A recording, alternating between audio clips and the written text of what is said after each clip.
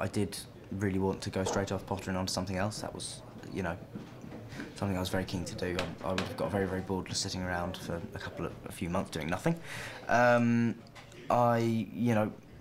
I met James Watkins, and we had a fantastic meeting about the script, which was fantastic. I mean, that's kind of, ultimately, that's the reason you choose to do anything, is that you like the script.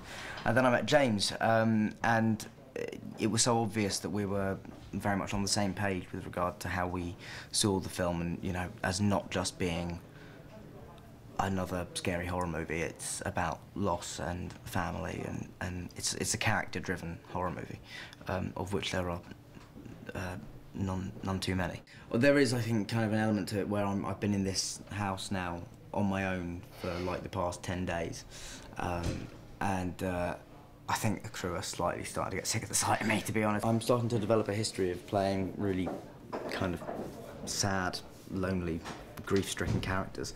When I was 11, Chris Columbus said that one of the reasons I got the part was because I had sad eyes, and I think that's sort of trailing me.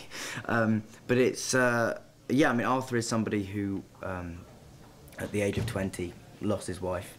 We join him 4 years later, and he's kind of struggling to hold it all together. He's become completely detached from the world. You know, every time he looks at his son, a new wave of grief hits him because he's seeing his wife, and so he can't form that relationship properly and be there as he wants to be. He's struggling to hold down his job. He gets sent on this kind of, what he doesn't realise, but it's sort of a fool's errand by his boss at the time, and he arrives at this house and he starts seeing the ghost of a dead woman. And because one of the questions that I had when I read the script was, why on earth does he stay there?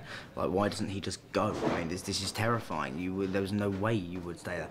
But James pointed out to me that, you know, as somebody who has lost his wife, suddenly seeing the ghost of a dead woman, the most powerful kind of human characteristic, you could argue what makes us human, is curiosity and the need for some kind of consolation. And so when he's staying here and on some occasions almost actively sort of trying to seek out the woman in black, you could say, he is looking for some sort of consolation and confirmation that his wife is somewhere else. I basically want to keep working for as long as I can, and I'm in a position now where I don't have to do a job for the money, so I think that means you have a duty to then pick and choose and be selective about what you're doing rather than just doing something for the sake of it. And it's a very fortunate position to be in. You know, I can be very selective, which is lovely. I think I just want to, as any actor would, you know, vary it as much as possible. You could argue that I have to vary it even more than most actors would, because I am so identified with one part. But yeah, I suppose that's the game plan. Is just to do as much as I can of as wide a variety as I can in as little time as I can. I'm actually, yeah, very kind of broody, which is an instinct I must fight for the next few years at least.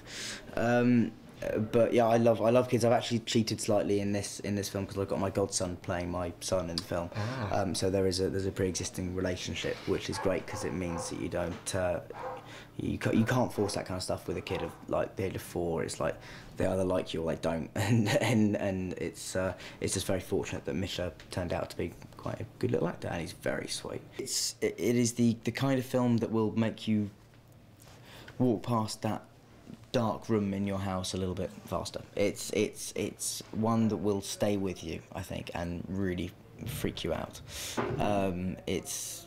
You know, it's a very unusual kind of horror film because it should also be moving, and quite emotionally involving, one hopes, and but also it will really make you sweat. I think it's a very, very scary film.